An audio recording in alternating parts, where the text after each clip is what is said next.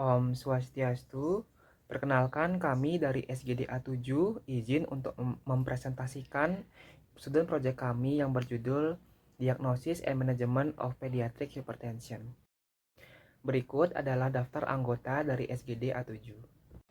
Baik, sebelumnya perkenalkan nama saya Ninyoman Eurigita Megaswari dengan Kedijen Mahir 120. Di sini saya akan menjelaskan terkait definisi dari hipertensi pada anak. Itu merupakan suatu kondisi ketika tekanan darah berada di atas batas normal yang ditentukan berdasarkan usia, jenis kelamin, dan tinggi badan. Pada anak, penentuan hipertensi dapat menggunakan kurva persentil. Klasifikasi hipertensi pada anak dibagi berdasarkan usia. Untuk usia anak usia 1-13 tahun, tekanan darah dianggap normal, itu di bawah persentil 90. Jika sistolik dan diastoliknya lebih dari 120/80 mmHg, maka hal tersebut dapat dikatakan berada di antara persentil ke 90 hingga ke 95. Sekian dari saya, terima kasih. Perkenalkan, saya Nana Dwi Upayana dengan 3 digit NIM terakhir 047. Rumusan masalah untuk student project ini yaitu apa definisi pediatric hypertension, bagaimana epidemiologi pediatric hypertension, apa saja etiologi pediatric hypertension, apa saja faktor risiko pediatric hypertension, bagaimana patofisiologi dari pediatric hypertension, apa saja manifestasi klinis pediatric hypertension, bagaimana mendiagnosis pediatric hypertension, bagaimana penata pediatric hypertension, dan apa saja pencegahan pediatric hypertension. Baik, untuk berikutnya adalah tujuan dari penulisan student project ini, yaitu yang pertama mengetahui definisi pediatric hypertension, mengetahui epidemiologi pediatric hypertension, mengetahui etiologi pediatric hypertension, mengetahui faktor risiko pediatric hypertension, mengetahui patofisiologi dari pediatric hypertension, mengetahui manifestasi klinis pediatric hypertension, mengetahui bagaimana mendiagnosis pediatric hypertension, mengetahui penataklasanaan pediatric hypertension, dan juga mengetahui pencegahan pediatric hypertension. Baik, perkenalkan saya Dewa Imedevina Rasrayani dengan 3 digit NIM terakhir 010. Di sini saya akan menjelaskan mengenai epidemiologi hipertensi pada anak. Jadi sampai saat ini, hipertensi pada anak-anak itu menjadi salah satu tantangan kesehatan masyarakat yang cukup besar di seluruh dunia. Terdapat studi yang menunjukkan bahwa prevalensi hipertensi pada anak di seluruh dunia itu mencapai 1-5%, dan studi lainnya bahkan menunjukkan sampai 2-5%. Kondisi ini diperkirakan dipengaruhi oleh beberapa faktor seperti adanya obesitas pada anak, kelahiran prematur atau berat badan lahir rendah, kemudian riwayat keluarga, dan juga kurangnya mobilitas. Menurut Pedoman Nasional Pelayanan Kedokteran, ditemukan bahwa hipertensi pada anak-anak ini lebih sering terjadi pada laki-laki, yakni sekitar 15%-19% dibandingkan dengan perempuan. Untuk di Indonesia sendiri ditemukan terdapat 34,1% untuk prevalensi hipertensi pada anak-anak ini, dengan paling tinggi itu terdapat di Kalimantan Selatan. Sementara itu untuk di Bali, prevalensi hipertensi pada anak-anak tahun 2019 itu ditemukan 54,8%. Dengan kelompok usia lebih dari 12 tahun itu lebih tinggi, yakni mencapai 62,2%. Selain itu juga pada hipertensi pada anak ini dipengaruhi atau lebih sering juga terjadi pada ras Hispanik dan juga Negro dibandingkan ras kulit putih. Baik, mungkin sekian dari saya. Terima kasih. Baik, perkenalkan saya Karya Bagus Putrakinan Nanda dengan NIM 3 GT 133. Saya akan menjelaskan mengenai etiologi dari hipertensi pada anak-anak. Jadi hipertensi pada anak etiologi dapat dibagi menjadi dua, yaitu ada hipertensi yang primer atau esensial dan juga yang sekunder. Jadi yang esensial merupakan hipertensi yang menyebabkan tidak diketahui ataupun idiopatik, yang lebih sering ditemukan pada pasien dengan riwayat kelahiran yang abnormal seperti berat badan lahir rendah ataupun prematur. Namun pada populasi anak-anak, hipertensi esensial lebih jarang ditemukan. Hal ini berubah dengan peningkatan jumlah kasus obesitas pada anak, dan juga hipertensi sekunder lebih sering ditemukan pada pasien lebih muda dan pasien dengan hipertensi yang berat. Nah, untuk hipertensi sekunder dapat berbagai macam etiologi. Nah, sekitar 50-60% kasus hipertensi sekunder jadi akibat adanya gangguan pada renal ataupun stenosis arteri renal. Nah, sedangkan penyakit jantung menempati urutan kedua sebagai etiologi paling umum, dan sebagai penyakit jantung disebabkan oleh coarctatio aorta atau mid aortic syndrome. Penyakit itu umumnya didiagnosis dalam bulan pertama kehidupan, dan kemudian frekuensinya menurun seiring waktu. Lalu untuk penyebab endokrin lebih jarang ditemukan, hanya menyumbang sekitar 5-10% kasus hipertensi sekunder yang meliputi hiperaldosteronisme, hipertiroidisme, dan juga sindrom Cushing. Nah, selain itu, obat-obatan juga dapat berperan dalam menyebabkan terjadinya hipertensi sekunder pada remaja, seperti pil kontrasepsi oral, steroid, obat-obatan stimulasi ADHD, dan penggunaan kombinasi dari NSAID. Baik, sebelumnya perkenalkan, nama saya Niputu Surya Paramita Devi dengan 3 digit NIM akhir 214. Di sini saya akan menjelaskan mengenai faktor risiko dari hipertensi anak. Faktor risiko dari hipertensi anak dibagi menjadi dua, yaitu faktor risiko yang dapat dimodifikasi dan tidak dapat dimodifikasi.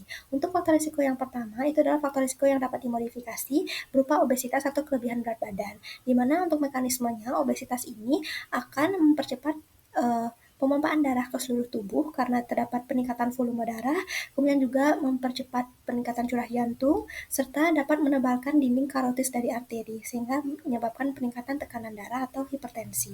Selain itu, konsumsi makanan yang mengandung garam atau natrium juga dapat menyebabkan peningkatan tekanan darah karena peningkatan konsumsi natrium ini dapat menyebabkan retensi cairan, karena cairan akan bergerak dari larutan dengan elektrolit rendah ke elektrolit yang lebih tinggi, yaitu natrium. Selain itu, konsumsi natrium juga dapat menyebabkan penyempitan pembuluh darah, di mana dengan adanya penyempitan ini akan menyebabkan jantung bekerja lebih keras dan meningkatkan tahanan perifer sehingga dapat meningkatkan tekanan darah.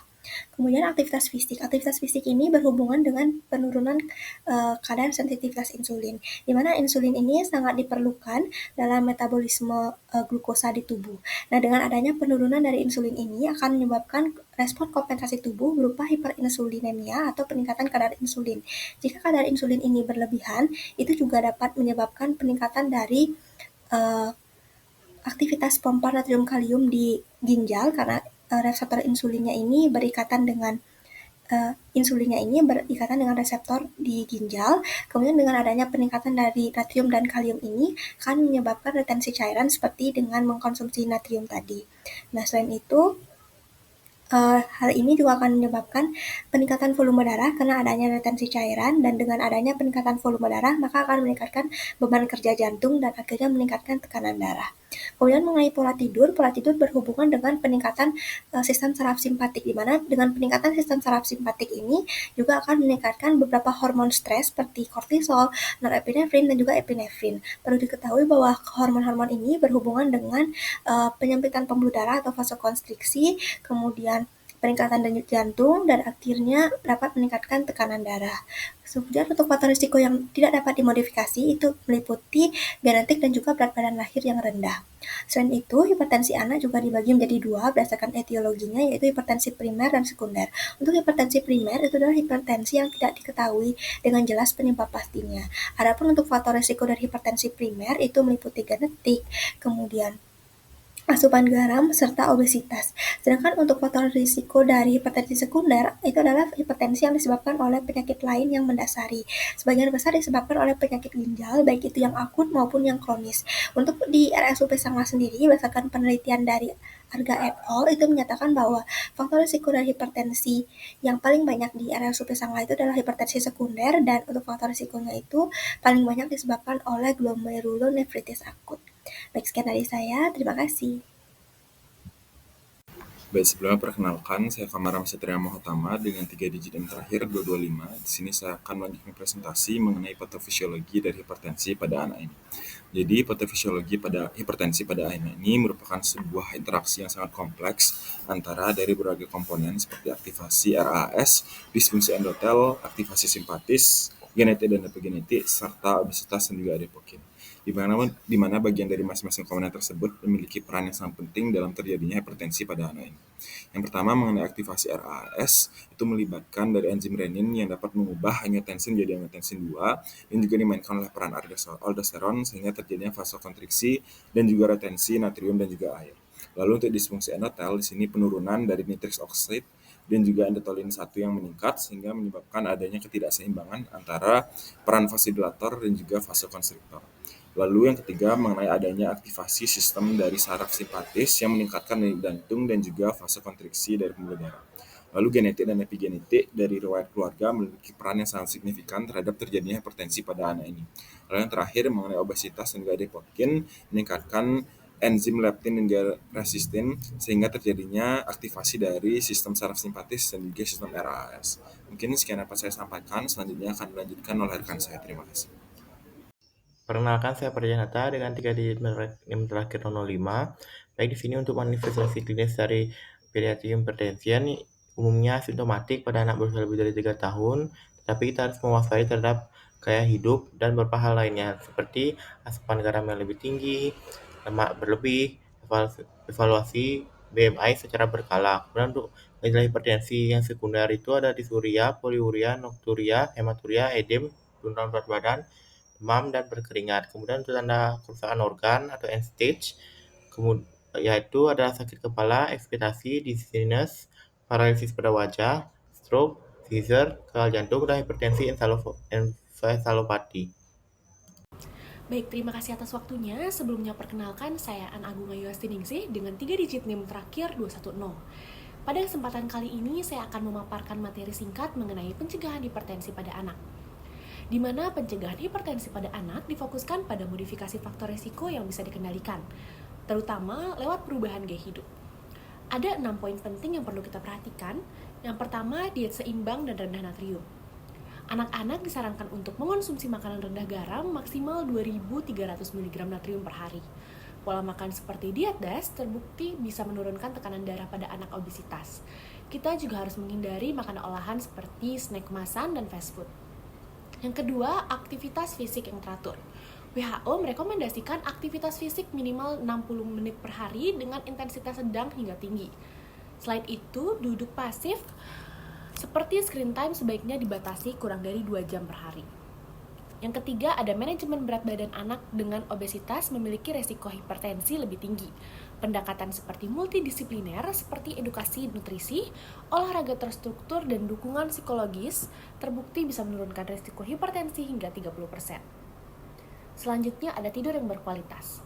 Kurang tidur atau tidur tidak berkualitas dapat mengganggu regulasi saraf otonom dan meningkatkan tekanan darah. Maka, penting untuk menjaga konsistensi jadwal tidur, membatasi layar sebelum tidur, dan mengelola stres. Lalu ada screening berkala. Pemeriksaan tekanan darah secara rutin minimal setahun sekali mulai usia 3 tahun itu sangat penting terutama pada anak dengan riwayat prematuritas, obesitas, atau keluarga dengan hipertensi. Lalu yang terakhir ada edukasi keluarga dan sekolah. Orang tua dan guru punya peran penting dalam membentuk pola hidup anak. Edukasi tentang gizi dan olahraga sejak dini dapat membantu menekan angka kejadian dari hipertensi. Kesimpulannya, hipertensi pada anak bisa dicegah sejak dini melalui pendekatan yang sederhana namun konsisten. Pola makan sehat, aktivitas fisik, tidur cukup, dan edukasi. Pencegahan yang dimulai dari rumah dan didukung oleh lingkungan sekolah akan membentuk kebiasaan yang berdampak jangka panjang. Sekian yang dapat saya sampaikan, dapat dilanjutkan oleh teman lainnya. Terima kasih. Perkenalkan, nama saya Putri Darwinaya dengan 3 digit NIM akhir 173. Diagnosis hipertensi pada anak, anamnesis. Riwayat perinatal dan keluarga, hipertensi ibu, berat lahir rendah, dan kelahiran prematur, faktor resiko. Riwayat hipertensi keluarga, ibu dan ayah, riwayat asupan makanan, konsumsi natrium tinggi, resiko hipertensi dan hipertrofi ventricular. Efek lebih besar pada anak obesitas. Riwayat aktivitas fisik, evaluasi jenis dan tingkat aktivitas, dasar untuk intervensi gaya hidup, riwayat psikososial, gangguan citra tubuh, perundungan, kecemasan pada anak obesitas, tanyakan merokok, alkohol, dan narkoba pada anak remaja, eksplorasi, riwayat penganiayaan, depresi, dan kecemasan, riwayat obat dan faktor lingkungan, obat, kontrasepsi oral, stimulan, SSP, kortikosteroid, dextrostesan, paparan, timah, merkuri, fetlat. Selanjutnya, diagnosis hipertensi pada anak, pemeriksaan fisik. Tujuan utama, identifikasi penyebab hipertensi sekunder, dan evaluasi kerusakan organ target. Penilaian status gizi awal, gangguan pertumbuhan, indikasi penyakit kronis. Pengukuran tekanan darah lakukan pada kedua lengan dan tungkai jika tekanan darah tinggi ditemukan saat kunjungan kedua. Normal tekanan darah tungkai lebih lengan 10 hingga 20 mmHg, tekanan darah tungkai kurang lengan atau pulsasi femoralis lemah atau tidak ada, dicurigai coarctatio aorta. Evaluasi penyakit pembuluh darah, River lakukan pengukuran tekanan darah ke 4 ekstremitas jika dicurigai penyakit seperti Takayasu. Pemeriksaan fisik lanjutan, deteksi penyebab sekunder dan kerusakan organ target. Selanjutnya, diagnosis hipertensi pada anak, pemeriksaan penunjang. Pemeriksaan laboratorium, identifikasi penyebab hipertensi, khususnya hipertensi sekunder, ekokardiografi, deteksi left ventricle hypertrophy, prevalensi 30 hingga 40%, non-invasif, cepat direkomendasikan sebelum terapi farmakologis, USG ginjal, screening stenosis arteriorenalis, sensitivitas 64 hingga 90%, spesifisitas 68 hingga 70%, cocok untuk anak usia lebih 8 tahun, IMT normal, kooperatif. Indikasi usia kurang 6 tahun, urinalisis atau fungsi ginjal abnormal. CTA dan MRA ginjal, gold standar, aterografi ginjal, CTA sensitivitas 94%, spesifisitas 93%, RMA sensitivitas 90%, spesifisitas 94%. Renografi tidak direkomendasikan. Perkenalkan, nama saya Adinda Akbar Rizky Putri Margianto dengan NIM akhir 196. Penata laksanaan hipertensi pada anak. Yang pertama adalah memodifikasi gaya hidup. Yang pertama, pola makan sehat seperti mengadopsi diet DAS yang kaya buah, sayur, dan rendah natrium. Yang kedua, aktivitas fisik teratur minimal 30-60 menit per harinya.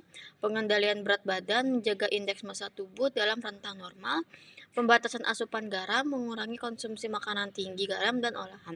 Untuk terapi farmakologisnya, indikasi pemberian obat antihipertensi pada anak meliputi hipertensi tahap 2, hipertensi tahap pertama yang tidak responsif terhadap perubahan gaya hidup selama 6 bulan, dan adanya kerusakan organ target atau penyakit penyerta seperti diabetes atau penyakit ginjal kronis. Baik, di sini saya izin untuk melanjutkan presentasi dari teman saya yaitu tentang kesimpulan dan juga saran. Baik, di sini sebelumnya perkenalkan saya Trisna dengan 3 digit NIM terakhir 019.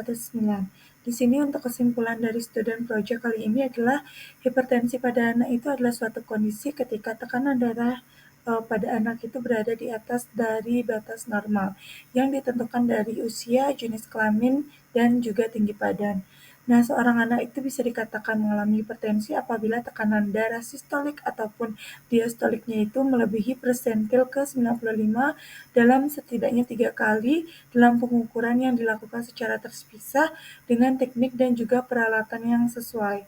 Nah, hipertensi pada anak ini adapun gejalanya, yang mana gejalanya itu adalah disuria, kemudian poliuria, nokturia, kemudian hematuria edem, kemudian ada penurunan berat badan, berkeringat, dan juga demam yang dapat mengarah pada hipertensi sekunder.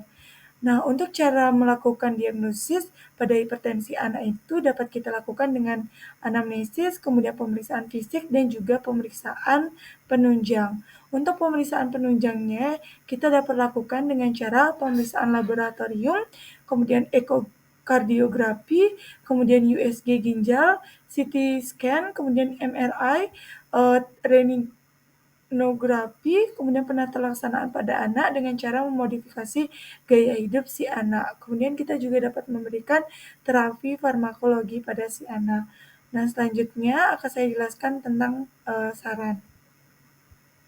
Baik, di sini saya lanjutkan tentang saran. Saran dari penulis kajian pustaka ini adalah diperlukan untuk mencari sumber-sumber terbaru dari memanajemen dan juga mendiagnosis hipertensi pada anak untuk menambah ilmu agar lebih terbaru. Mungkin sekian dari SGD kami. Terima kasih.